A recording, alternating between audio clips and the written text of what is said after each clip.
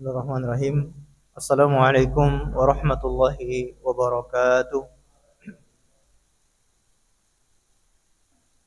Innal hamdalillah nahmaduhu wa nasta'inuhu wa nastaghfiruh wa natubu ilaihi wa na'udzu billahi min shururi anfusina wa min sayyiati a'malina.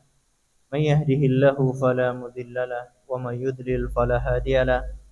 Wa asyhadu an la ilaha illallah wahdahu la syarikalah wa asyhadu anna Muhammadan 'abduhu wa rasuluh. Salawatu rabbihi wa salamuhu alaihi wa ala alihi wa sahbihi ajma'in. Amma ba'd. Ma'asyiral muslimin wal muslimat, a'azzani Allah wa iyyakum. Kita bersyukur kepada Allah karena pada kesempatan malam yang berbahagia ini kita kembali diberi kekuatan, kesempatan, taufik dan hidayah sehingga kita bisa menghadiri pengajian rutin ini. Semoga Allah berkenan memberikan kita ilmu yang bermanfaat sehingga bisa kita amalkan sebagai bekal untuk menghadap kepada Allah Jalla wa Ala. Amin ya rabbal alamin. Salawat dan taslim semoga tetap tercurahkan kepada junjungan kita Nabi besar Muhammad sallallahu alaihi wasallam, juga kepada seluruh keluarganya, para sahabatnya dan umatnya yang setia mengikuti tuntunannya sampai hari kiamat. Ma'asyiral muslimin wal muslimat, a'azzani Allah wa iyyakum. Tidak henti-hentinya kita juga saling memberi nasihat, saling mengingatkan kalau kita akan menghadapi satu hari yang kita diperintahkan oleh Rasulullah sallallahu alaihi wasallam untuk berpuasa di hari tersebut, yaitu pada tanggal 10 di bulan Muharram yang dikenal dengan puasa Asyura. Asyura artinya hari yang ke-10. Kita disunnahkan, diperintahkan, walaupun hukumnya sunnah, namun sunnah muakkadah, sunnah yang sangat ditekankan, yaitu berpuasa di tanggal 10 bulan Muharram. Kita sekarang berada di tanggal 7 Muharram. 7 berarti 8, 9, 10, 3 hari lagi, atau hari Ahad itu tanggal 10. Kita juga dianjurkan berpuasa di tanggal 9-nya yang dikenal dengan puasa Tasu'a, puasa di hari 9 bulan Muharram. Tujuannya untuk menyelisihi orang-orang Yahudi. Rasulullah SAW ketika memerintahkan para sahabatnya untuk berpuasa di tanggal 10, beliau berangan-angan, bercita-cita, seandainya aku punya umur panjang, aku akan berpuasa di tahun depan di tanggal 9 juga. Artinya beliau juga menganjurkan berpuasa di tanggal 9 dan juga tanggal 10, atau tanggal 10 dan tanggal 11. Tujuan itu adalah untuk menyelisih orang-orang Yahudi. Tapi intinya adalah puasa di tanggal 10 bulan Muharram.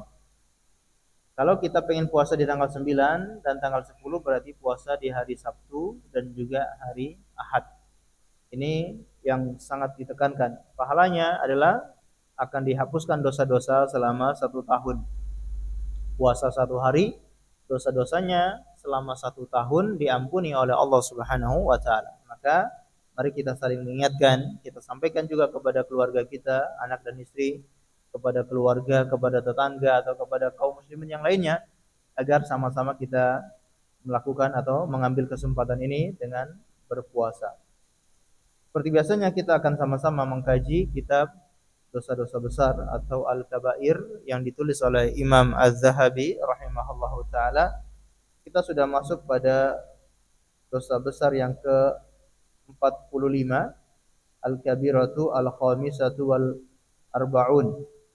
Dosa besar yang ke-45 yakni An-Nammam, yaitu mengadu domba.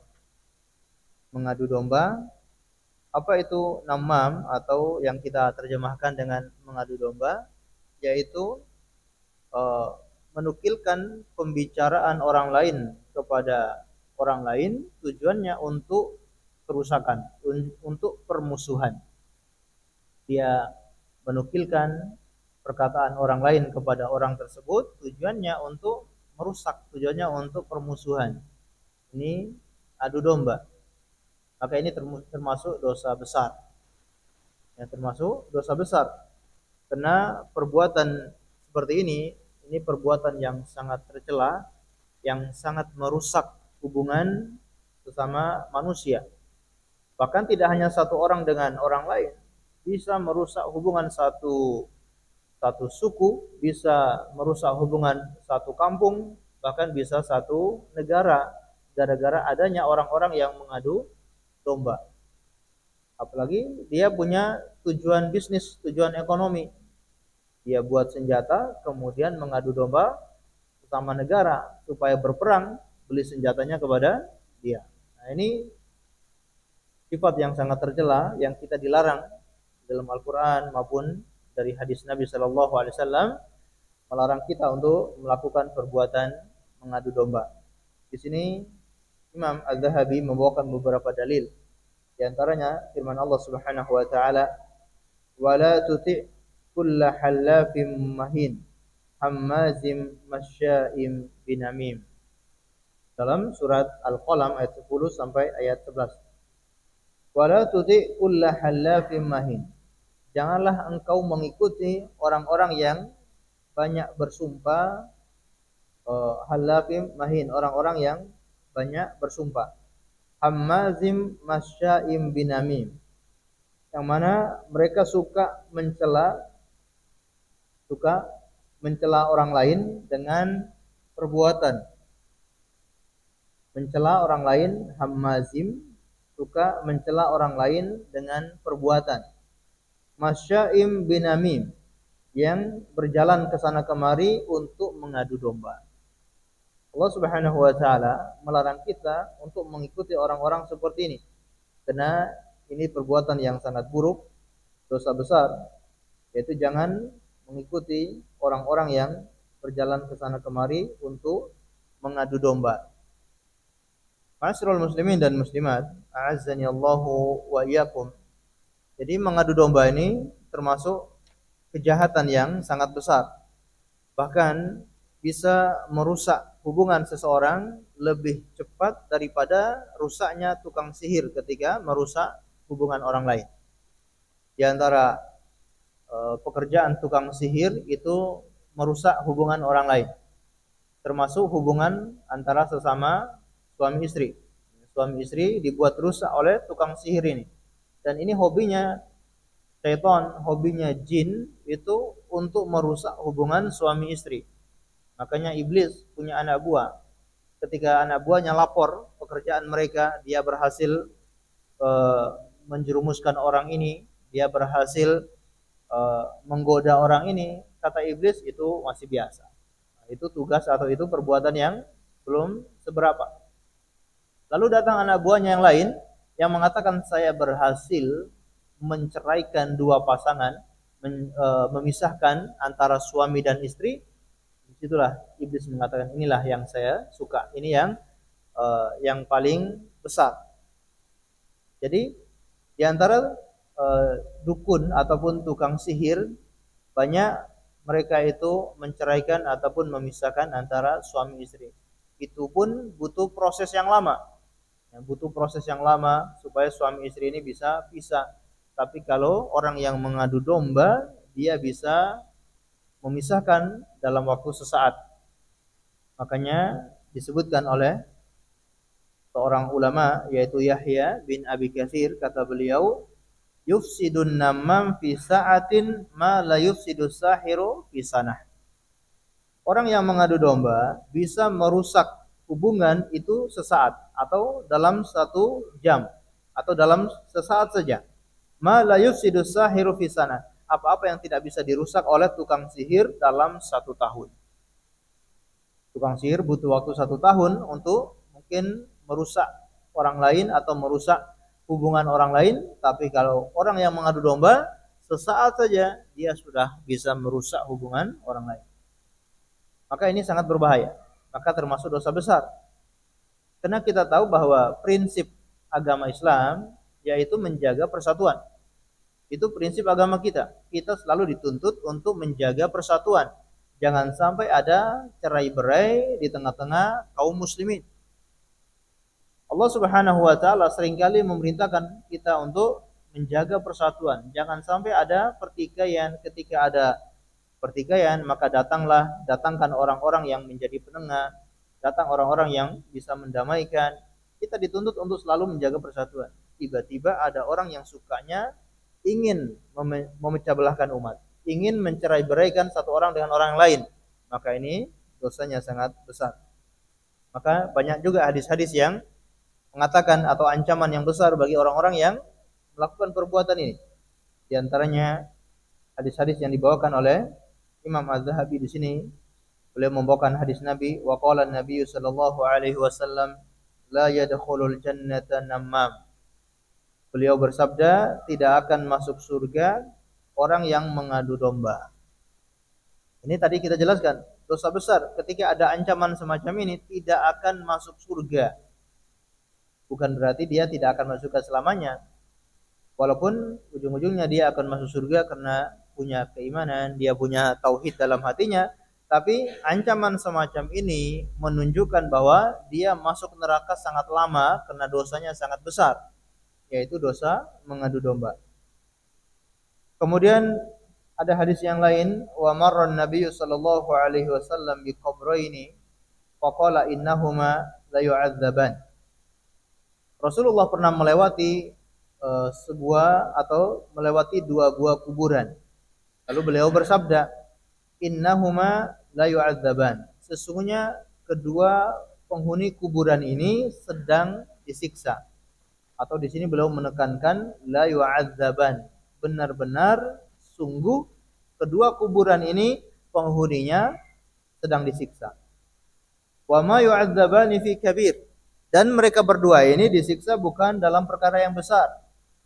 Alias penyebab mereka disiksa itu perkara yang sangat mudah untuk ditinggalkan. Jadi bukan perkara yang sulit ditinggalkan, ini perkara yang mudah untuk ditinggalkan, bukan perkara besar. Amma ahaduhuma fakana yamshi bin namimah. Adapun orang yang pertama, sebabnya karena dia selalu berjalan ke sana kemari untuk mengadu domba.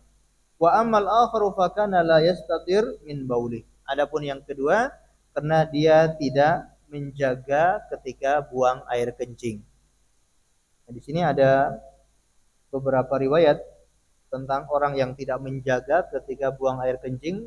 Yang pertama, karena tidak menutup aurat. Ketika buang air kencing, buang air kencing tidak menutup aurat, maka akan terancam dengan hadis ini, yaitu akan disiksa di dalam kubur. Jadi sembarangan, tidak tahu tempat, apakah ada orang atau tidak ada orang, di tempat umum atau di tempat sepi, dia langsung buang air kecil begitu saja, tidak peduli. Ini hati-hati.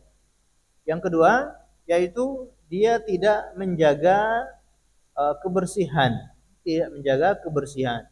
Buang air kecil, buang kencing begitu, kemudian tidak istinja, tidak dibersihkan, langsung pakai celana ataupun pakai kainnya.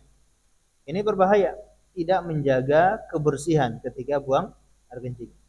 Maka kita diperintahkan ketika buang air kecil lalu beristinja dengan bersih. Kemudian yang ketiga yaitu dia mengganggu orang ketika buang air kencing tersebut. Yakni dia buang air kencing di tempat-tempat yang menjadi majelisnya orang lain. Tempat orang berteduh misalkan di bawah pohon yang rindang, padahal dia tahu di bawah pohon itu sering para musafir atau sering orang ketika berlalu lalang atau ketika orang berolahraga biasanya mereka duduk di tempat-tempat tersebut. Tapi dia buang air kecil di situ sehingga mengganggu orang. Ataupun di bawah pohon yang berbuah. Dia tahu ini pohon sedang berbuah dan sedang matang. Kemudian dia buang air kecil di bawah pohon tersebut sehingga mengganggu orang ketika mungkin ada buah yang jatuh ke tanah. Maka ini semua menyebabkan orang itu disiksa di alam kubur. Padahal ini perkara yang mungkin sebagian orang menganggap remeh. Tapi itu dosanya sangat besar. Nah, intinya dari hadis ini adalah yang pertama yaitu fakana ahaduhuma yamshi bin namimah. Yang pertama ini dia kesana kemari suka mengadu domba. Dan perlu kita waspadai ketika ada orang yang suka mengadu domba tersebut. Misalkan ada orang yang datang kepada kita kemudian menceritakan si A ini sedang menjelek-jelekkan Anda, maka waspadai orang ini. Karena bisa jadi dia juga yang akan mengantarkan ucapan kita kepada orang lain. Ini yang sebagaimana disebutkan oleh Syekh Utsaimin rahimahullahu taala, kata beliau, wa qala ba'du ahli ilm, sebagian ulama mengatakan, man namma ilaikal hadis namaka anka. Orang yang namimah kepada Anda, maka dia pun akan namimahkan Anda kepada orang lain. Orang yang biasa menamimahkan orang lain kepada kita, maka dia juga akan menamimahkan kita kepada orang lain. Orang yang mengadu domba orang lain kepada kita, maka dia pun akan mengadu dombakan kita kepada orang lain. Maka waspada, begitupun orang yang gibah, orang yang menggibahi orang lain kepada kita, maka dia pun nanti akan menggibahi kita kepada orang lain. Maka bagaimana sikap kita ketika ada orang yang mungkin mengadu domba orang lain kepada kita? Maka yang pertama kita jangan percayai ucapannya. Karena orang yang seperti itu pasti orang yang fasik. Kalau orang yang fasik, kita diajari jangan langsung percaya. Ada orang yang datang kemudian menceritakan, ini si fulan, dia menjelek-jelekkan Anda. Maka jangan percaya. Ini yang pertama. Jangan sampai ketika dia ceritakan begitu, oh kita langsung percaya, oh begitu. Dia bilang apa lagi? Malah mencari tahu, dia bilang apa lagi? Oh belum tahu dia, nanti malah timbul dendam, timbul kebencian. Ini berbahaya. Jadi kalau sudah ada orang yang berkata seperti itu, yang pertama sikap kita jangan percaya orang ini karena pasti ucapannya ucapan yang keluar dari orang-orang fasik. Kemudian yang kedua yaitu jangan mencari tahu atau jangan tajassus. Jangan tajassus, jangan mencari tahu. Kalau dia menceritakan orang lain sedang menjelek-jelekan kita, maka stop sampai di situ, ya, nggak usah gubris, nggak usah cari tahu, nggak usah setelah itu kemudian kita cari tahu apa benar orang ini berkata demikian kepada kita, dia tanya ke sini, dia tanya ke sana tentang orang tersebut. Ini nggak usah seperti itu. Jadi kalau kita dikata-katain sama orang lain, maka cukup sampai di situ, jangan cari tahu. Kemudian yang ketiga, kita nasihati orang tersebut. Kalau ada orang yang menceritakan bahwa si fulan sedang menceritakan keburukan Anda, maka kita nasihati. Tidak boleh berkata seperti itu, tidak boleh mengadu domba seperti itu. Kita katakan ini perbuatan yang dosa, ini dosa besar. Kita nasihati orang tersebut. Karena waspada, kalau kita terbiasa menerima berita-berita dari orang yang semacam ini, maka dia pun nanti akan mengadu domba kita kepada orang lain. Kemudian hadis yang lain yaitu waqala Nabiyyu sallallahu alaihi wasallam tajidu min syirarin nasi dul wajhain walladhi ya'ti haula'i biwajhin wa haula'i biwajhin wa fi lafdin tajidu syirarin nasi dul atau dal wajhain. Kata Nabi sallallahu alaihi wasallam yaitu engkau akan menjumpai manusia yang paling buruk yaitu dul wajhain, yang memiliki dua wajah. Manusia yang memiliki dua wajah alias bermuka dua. Ini seburuk-buruknya manusia. Walladzi ya'ti haula'i biwajhin wa haula'i biwajhin. Dia yang datang kepada satu orang dengan satu wajah dan dia datang kepada orang lain dengan satu wajah. Datang kepada orang lain dengan wajah yang lain, kemudian datang kepada orang lain dengan wajah yang lain. Ini berbahaya orang-orang seperti ini. Jadi orang yang bermuka dua, dia seakan-akan ingin membantu orang tersebut. Misalkan dia datang kepada si A, kemudian menceritakan bahwasanya si B ini menjelek-jelekkan dia, atau si B ini menceritakan keburukan-keburukan si A ini. Tujuannya atau seakan-akan orang ini adalah dia ingin membantu si A ini. Tapi ketika dia datang kepada si B, juga dia katakan hal yang sama, bahwa si A ini sedang menjelek-jelekkan Anda. Sama, ya, seakan-akan dia sedang membantu si B, tapi sebetulnya dia ingin mengadu domba kedua orang tersebut. Ini seburuk-buruknya manusia. Atau dalam hadis yang lain, tajidu syirarin nasi dul wajhain, ya. Seburuk-buruknya manusia adalah orang yang memiliki dua wajah. Kemudian wanin Nabi sallallahu alaihi wasallam qala la yubligh la yublighni ahadan an ashabi syai'an fa inni uhibbu an akhruja ilaihim wa ana salimus sadr. Kata Nabi sallallahu alaihi wasallam, jangan sampaikan kepadaku keburukan sahabat-sahabatku sedikit pun. Jadi kalau ada sahabatku yang melakukan keburukan, ada sahabat-sahabatku yang mungkin berkata hal yang tidak sesuai, maka jangan dilaporkan kepadaku. Jangan menjelek-jelekkan sahabatku kepadaku sedikit pun. Kenapa? Kata beliau, fa inni uhibbu an akhrija ilaihim wa ana salimus sadr. Karena aku ingin ketika bertemu dengan mereka, aku keluar kemudian bertemu dengan orang itu, aku ingin hatiku selamat. Aku ingin dadaku lapang, dadaku tidak sempit, dadaku tidak ada sesuatu di dalam hati.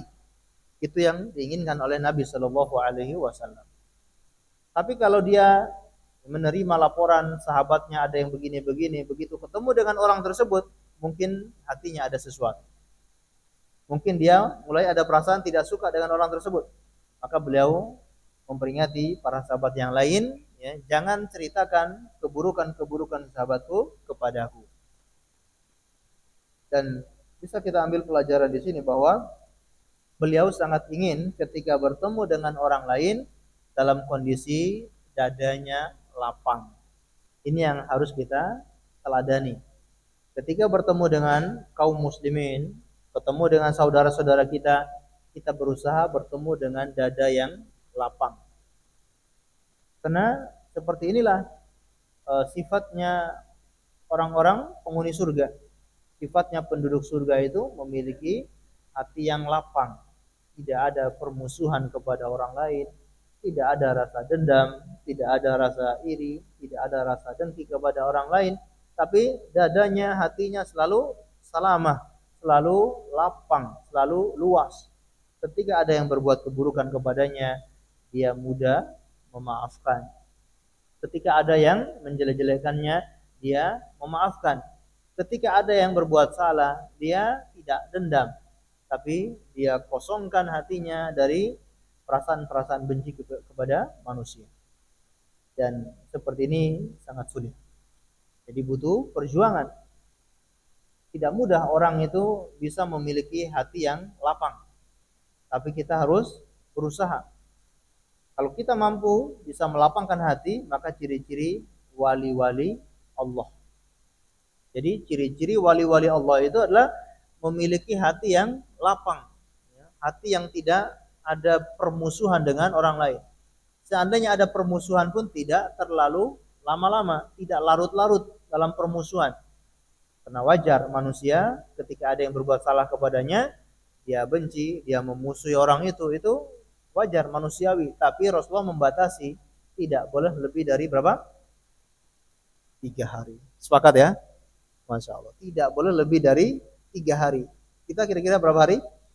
Atau berapa tahun? Bertahun-tahun. Ini karena sangat sulit. Maka kita butuh latihan, butuh selalu membersihkan hati dari rasa kebencian kepada kaum muslimin. Sebutkan suatu ketika Rasulullah sedang bermajelis dengan para sahabatnya, kemudian tiba-tiba beliau mengatakan akan datang seseorang dari penghuni surga. Maka para sahabat juga langsung heran, kemudian mereka melihat kira-kira siapa yang akan datang. Tiba-tiba ada seseorang yang masuk ke dalam masjid, melepas sandalnya, kemudian dia habis berwudu, lalu dia sholat. Kemudian keesokan harinya Rasul sampaikan hal yang sama, akan datang seseorang dari penghuni surga. Sampai 3 kali Rasul mengatakan hal itu, akan datang seorang dari penghuni surga. Ada seorang sahabat yang penasaran, yaitu Abdullah bin Amr bin As. Dia penasaran, ya, kenapa Rasul SAW menjamin orang ini penghuni surga? Apa amalannya? Apa keistimewaannya? Dia pun mengikuti orang ini, kemudian dia minta izin untuk bisa menginap di rumahnya untuk menelusuri atau untuk mengamati apa ibadah yang dia lakukan. Hari pertama atau malam pertama, dia lihat tidak ada amalan yang istimewa. Hari kedua, tidak ada amalan yang istimewa. Hari ketiga sama. Bahkan dia bahkan merendahkan orang itu, merasa amalan dia lebih hebat daripada orang itu. Salatnya juga biasa, baca Qur'annya juga biasa, cuma di antara kelebihannya dia itu kalau sadar dari tidurnya, dia terbangun dari tidurnya, dia memuji Allah, dia berzikir. Itu saja. Dan ini lumrah di kalangan sahabat. Para sahabat itu ketika bangun tidur membaca doa, berzikir, istighfar kepada Allah Subhanahu wa taala. Kemudian mereka juga sholat malam, itu biasa di kalangan sahabat. Tidak ada yang istimewa dari orang ini. Maka dia pun mengaku kalau sebetulnya dia minta izin untuk menginap di rumahnya ini adalah pengen tahu apa amalannya.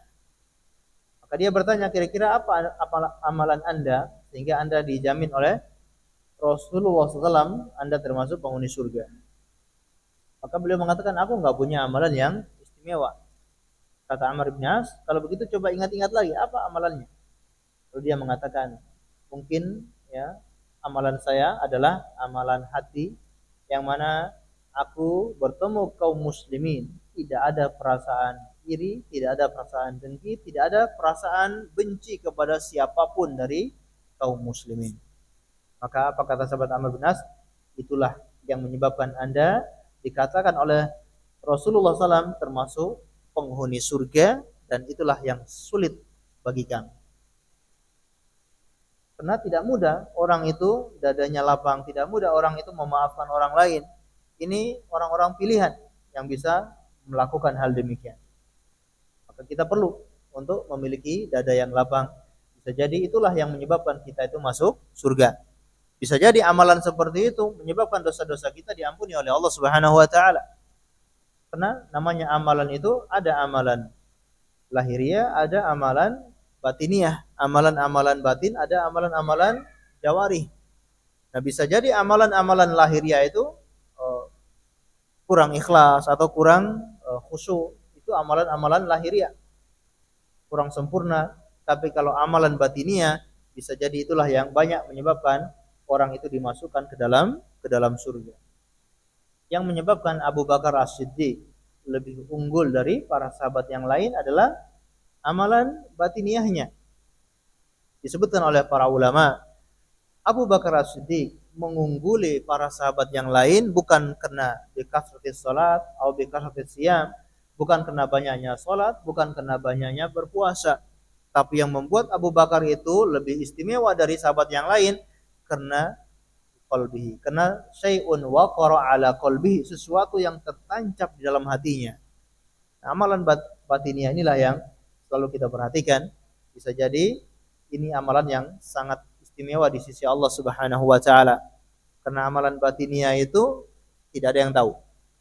Kalau amalan lahiriah, kita sholat, kita baca Quran, kita puasa, bisa diketahui oleh orang lain. Dan sangat rawan untuk bercampur dengan riya ataupun bercampur dengan penyakit-penyakit hati yang lain. Tapi kalau amalan batiniah, hanya kita sama Allah yang tahu. Perasaan takut kepada Allah, perasaan tawakal kepada Allah, perasaan roja, perasaan harapnya kepada Allah begitu kuat, perasaan cintanya kepada Allah, perasaan cintanya kepada Rasulullah begitu kuat, atau perasaan sabar ya, atau perasaan tadi yaitu tidak adanya rasa benci kepada kaum muslimin, dia cinta dengan kaum muslimin, bisa jadi itulah yang menyebabkan dia dimasukkan ke dalam surga. Dan disebutkan ada seorang sahabat yang luar biasa tentang memiliki hati yang lapang, disebutkan oleh Imam Al-Mawardi. Imam Al-Mawardi beliau menceritakan, kana Talhata ibni Abdurrahman bin Auf ajwada Quraisyan fi zamanihi, bahwasannya seorang yang bernama Talha bin Abdurrahman bin Auf, Talha bin Abdurrahman bin Auf, anaknya sahabat Abdurrahman bin Auf, Talha bin Abdurrahman bin Auf, ajwada Quraisyan fi zamani, orang Quraisy yang paling baik pada zamannya. Faqalat lahu imra'atuhu, pada suatu hari istrinya berkata kepadanya, ma ra'aitu qauman asyaddu lu'man min ikhwanik, aku tidak melihat ada suatu kaum yang lebih jahat daripada teman-temanmu. Qala walima, maka dia bertanya, kenapa begitu? Kenapa teman-temannya dikatakan orang yang paling jahat? Kata istrinya, arahum idza tanaita lazimuk wa idza taqarta tarakuk. Aku memperhatikan teman-temanmu ketika kamu kaya, ketika kamu ada uang, kamu berkecukupan, mereka selalu dekat kepadamu. Tapi ketika engkau tidak punya uang, engkau dalam kondisi fakir, mereka mulai meninggalkan. Ini jahat atau tidak? Ini jahat. Ya, kebanyakan orang seperti itu. Maka apa jawaban dari Talha bin Abdurrahman bin Auf ini? Faqala laha, dia pun berkata kepada istrinya, hadza wallahi min karami akhlaqihim. Ini demi Allah menunjukkan mulianya akhlak teman-teman saya. Bayangkan, teman-temannya ketika dia sukses mereka dekat, ketika dia sedang musibah, sedang diuji, dicoba oleh Allah, mereka menjauh. Kata dia, teman-teman saya ini menunjukkan akhlaknya atau baiknya akhlak mereka. Apa kata beliau? Ya'tunana fi hali qudratina ala ikramihim wa yatrukunana fi hali ajzi an al-qiyami bihaqqihim. Mereka datang kepada kita di saat mereka tahu kita mampu untuk memuliakan mereka, dan mereka meninggalkan kita di saat mereka tahu kalau kita sedang tidak mampu untuk menunaikan hak-hak mereka. Ini dia mengubah mindset ketika ada orang yang berbuat tidak baik kepada beliau, dia mentakwilnya atau dia merubah mindsetnya bahwasanya orang-orang tersebut sedang berbuat baik kepadanya. Ini jarang orang yang bisa seperti ini. Maka Imam Al-Mawardi ketika membawakan riwayat ini kemudian beliau mengomentari, kata beliau, undur kaifa ta'awwala bi karamihi hadat ta'wil. Lihatlah bagaimana begitu mulianya dia memberikan uzur atau memberikan alasan kepada teman-temannya, menunjukkan betapa mulianya akhlak beliau. Dia mencari uzur, dia mencari alasan teman-temannya kenapa ketika dia senang, kenapa dia sukses mereka mendekat, kenapa dia dicoba mereka menjauh, dia cari alasan. Bahwasanya teman-temannya itu mereka tahu kapan waktunya dia bisa memuliakan mereka dan kapan waktunya dia tidak sanggup memuliakan mereka, maka mereka melakukan hal demikian. Kemudian hatta ja'ala qabihan fi'lihim hasanat, sehingga buruknya perbuatan teman-temannya itu di mata dia itu perbuatan yang baik. Ini luar biasa bagaimana hatinya yang sangat lapang. Jadi teman-temannya tidak baik, seperti tidak baik kepada mereka, tidak baik kepada beliau, dia pun menganggap itu adalah suatu perbuatan baik. Kemudian kata Imam Al-Mawardi, wa dhahiru qadrihim wafa'un wa hadha wallahi ya'dilu ala salamati sadri rohati fid dunya wa ghanimatun fil akhirah. Ini menunjukkan betapa lapangnya dada beliau, dan ini hati yang lapang seperti itu adalah kesuksesan di dunia dan ghanimah di hari kiamat. Orang yang dadanya lapang, dia akan mendapatkan kebahagiaan, kesuksesan ketika di dunia, dan nanti di hari kiamat dia akan mendapatkan ghanimah, mendapatkan pahala yang sangat besar. Karena kalau dia selalu hatinya lapang, mungkin orang berbuat jahat, orang berbuat buruk kepada dia, dia selalu maafkan, dia selalu kasih uzur, maka yang mendapatkan balasan baik siapa? Orang yang hatinya lapang tersebut. Tapi kalau dia pengen balas, memang diperbolehkan ketika ada yang berbuat keburukan kepada diri kita, kemudian kita balas keburukan itu, dibolehkan asalkan tidak melebihi keburukan yang dia berikan kepada kita. Tapi ada orang yang hatinya sangat lapang, dia rela, bahkan dia tidak mau membalas keburukan itu dengan keburukan, tapi dia balas dengan kebaikan, dia maafkan, dia kasih uzur, maka ini semua adalah ghanimah. Pahalanya nanti dia panen di hari kiamat. Ketika ada yang menceritakan keburukan kita atau ada yang menyebarkan aib-aib kita, kemudian kita maafkan, pahala atau tidak? Itu pahala. Kita yang dapat pahala. Dia menceritakan keburukan kita, dia yang berdosa, kita yang dapat pahala. Bahkan dia transfer pahala gratis kepada kita. Di saat kita sulit mendapatkan pahala, sulit untuk membersihkan dosa-dosa, ternyata ada cara yang paling mudah untuk mendapatkan pahala, yaitu sabar, lapang dada ketika ada yang menyakiti kita. Dan tentunya ini butuh perjuangan. Dimana tadi kita sebutkan bahwa untuk membutuhkan hati yang lapang, dada yang luas, ini tidak mudah. Dan kata Imam Al-Mawardi rahimahullahu taala, wahia min asbabi dukhulil jannah, dan dada yang lapang ini termasuk sebab dimasukkan ke dalam surga. Karena Allah berfirman, wa naza'na ma fi sudurihim min ghillin ikhwanan ala sururin mutaqabilin. Orang-orang yang nanti dimasukkan ke dalam surga, yaitu akan dicabut dari hati mereka, yaitu ghillin, perasaan iri, perasaan dengki, perasaan benci kepada saudara-saudaranya, dan mereka berada dalam surga, ya, saling menatap, saling bahagia di atas dipan-dipan ataupun di dalam surga di atas tempat duduk yang sangat tinggi. Ma'asyiral muslimin dan muslimat azani Allahu wa iyyakum.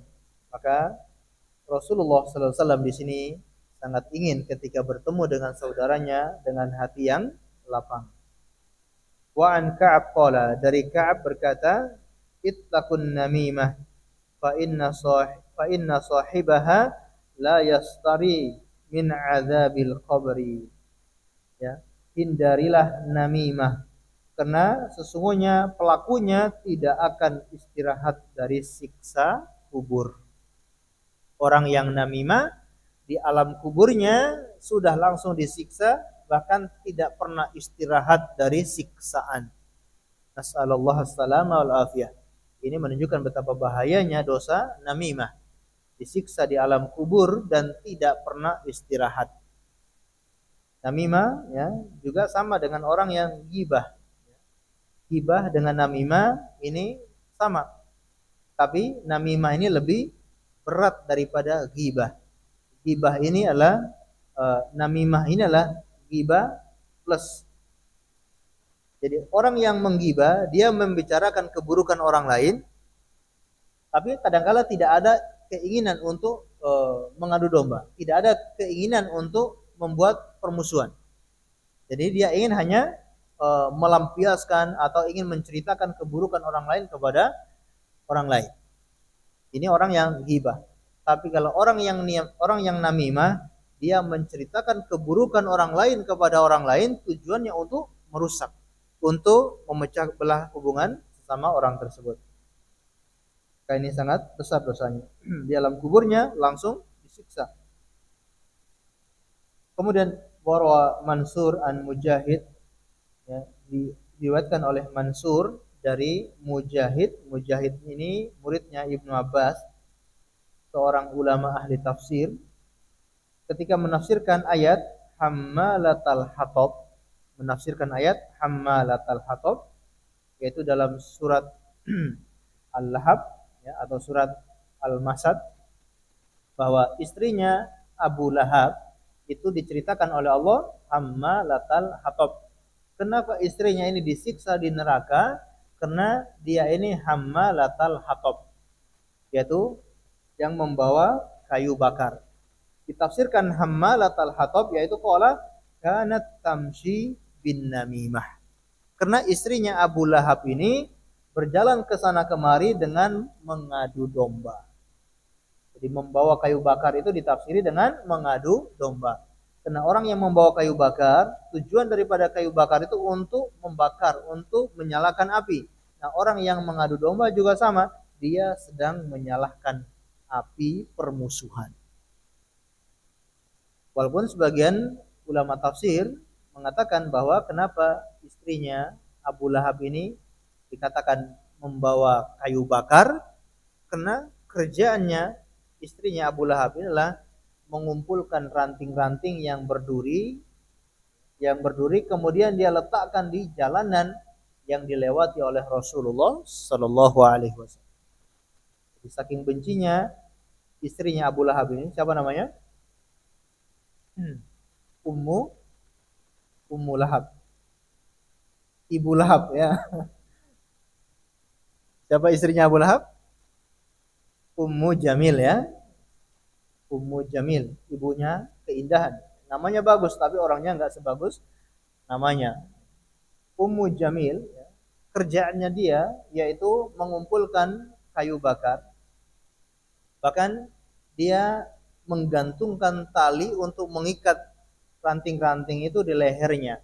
Kalau kita lihat dalam Al-Qur'an surat Al-Lahab, kata Allah Subhanahu wa taala, "Tabbat yada Abi Lahab wa tab." Celakalah kedua tangan Abu Lahab. Ya. Tabbat yada Abi Lahab wa tab, ma aghna anhu maluhu wa ma kasab. Tidak bermanfaat apa-apa yang dia usahakan dan juga tidak bermanfaat harta dan juga anak-anaknya. Ma agna anhu malhu wa ma kasab. Sayasla naran dzatal lahab. Dia nanti di neraka, nanti di hari kiamat akan dimasukkan ke dalam neraka yang menyala-nyala. Wa imra'atuhu hammalatal hatab, ya, dan istrinya itu hammalatal hatab, membawa kayu bakar. Fi jidha hablum mim masad, yaitu di lehernya, fi jidha hablum, yaitu ada tali mim masad, tali yang di tali yang disulam atau tali yang di tali dari benang kemudian di apa sih namanya? Tali diuntal, ya, apa? Diuntal, betul ya. Dipintal, tali yang dipintal. Apa puntal atau pintal, betul. Perbendaharaan kata-katanya minim, ya. Pintal, betul ya. Pintal, tali yang dipintal. Baik. Nah, itu masad, yaitu tali yang dari serabut-serabut, ya. Tali yang dari serabut-serabut kemudian dipintal. Nah, istrinya ini membawa tali tersebut di lehernya, kemudian dia kumpulkan ranting-ranting yang berduri itu, dia ikat, kemudian dia bawa, dia letakkan di tempat-tempat yang dilewati oleh Rasulullah Sallallahu Alaihi Wasallam. Ini menunjukkan begitu permusuhan istrinya ini dengan Rasulullah Sallallahu Alaihi Wasallam, sehingga akan dimasukkan dalam api neraka Abu Lahab dan juga istrinya. Jadi ini pasangan yang langgeng dunia akhirat. Pasangan yang langgeng dunia akhirat. Ya, Pak ya. Tapi bukan di surga, tapi di dalam kesengsaraan, di neraka. Jadi kalau ada yang menikah, tidak cukup kita doakan semoga langgeng, bahagia dunia akhirat. Ya. Ini Abu Lahab sama istrinya langgeng dunia akhirat, tapi masuk neraka. Kita doakan sebagaimana yang diajarkan oleh Rasulullah SAW, ya, tentang keberkahan. Barakallahu laka wa baraka alaika wa jama'a bainakuma fi khair. Ini insyaallah doa yang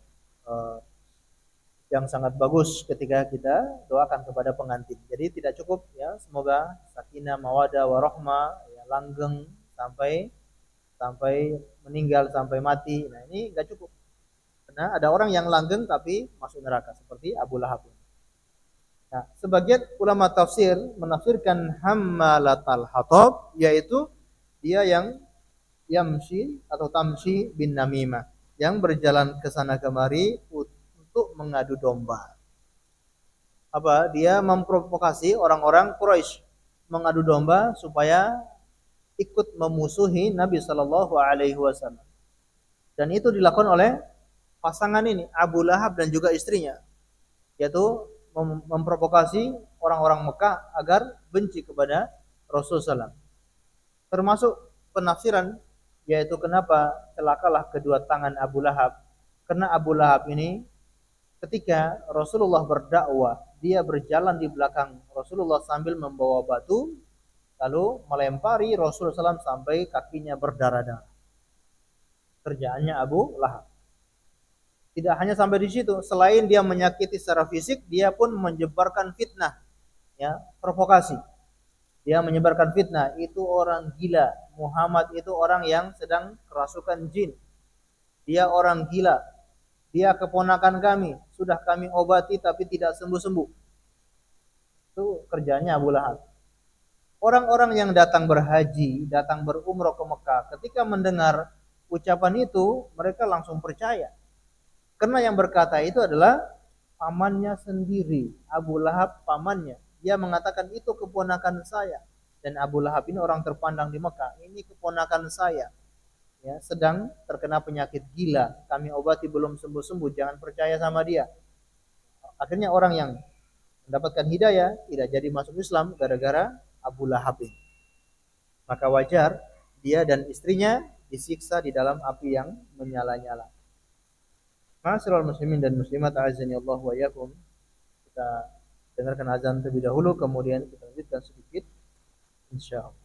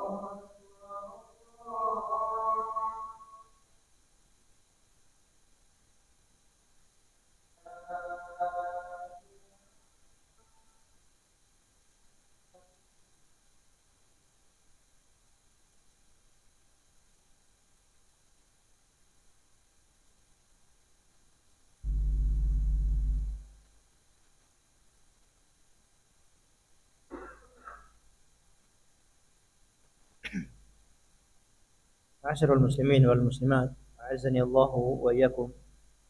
Dari sini mari kita selalu waspada dari dosa ini, yaitu dosa namimah, mengadu domba.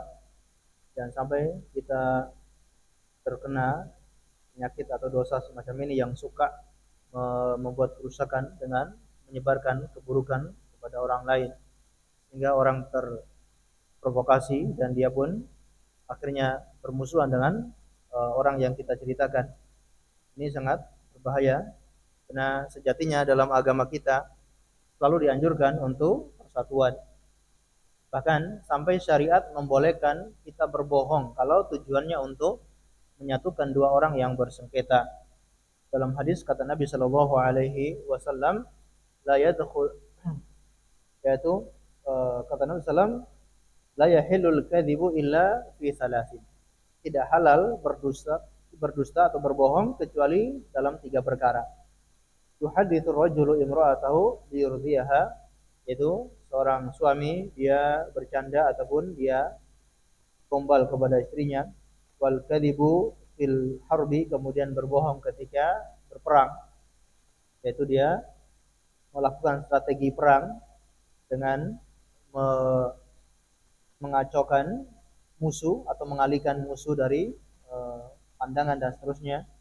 Wal kadzibu liyusliha bainan nas, kemudian berdusta untuk memperbaiki hubungan manusia atau untuk memperbaiki dua orang yang sedang bermusuhan. Nah, ini sampai dibolehkan untuk berdusta karena tujuannya adalah untuk mendamaikan dua orang. Maka kebalikannya, orang yang namimah, orang yang mengadu domba, tujuannya untuk merusak hubungan orang lain, maka dosanya sangat besar. Kemudian sikap kita ketika ada orang yang menyampaikan bahwa orang lain atau si A telah menceritakan keburukan kita, atau si A menantang kita, atau si A melakukan keburukan untuk kita, maka kita katakan kepada orang tersebut bahwa sebetulnya keburukan kita itu lebih banyak dari yang dia ketahui. Ini untuk menghibur diri kita dan supaya kita jangan terprovokasi dengan ucapan orang itu.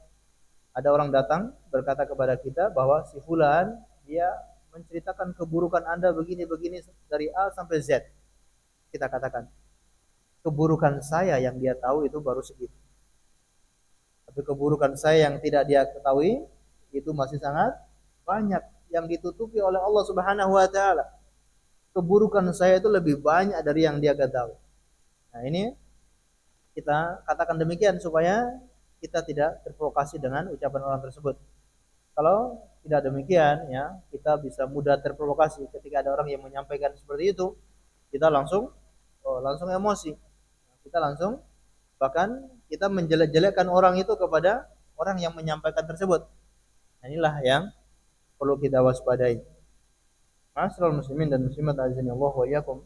Barangkali cukup sekian yang bisa kita sampaikan pada kesempatan malam yang berbahagia ini. Semoga bermanfaat untuk kita semuanya.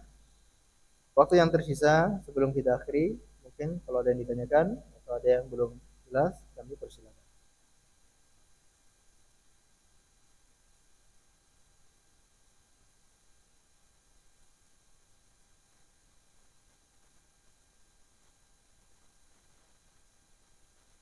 Baik. Sampun, kalau tidak ada, kita akhiri dengan membaca doa kafaratul majlis. Subhanakallahumma wa bihamdika asyhadu an la ilaha illa anta astaghfiruka wa atubu ilaik. Wa sallallahu ala nabiyyina Muhammad wa ala alihi wasallam. Terima kasih atas segala perhatiannya. Mohon maaf atas segala kekurangannya. Assalamualaikum warahmatullahi wabarakatuh.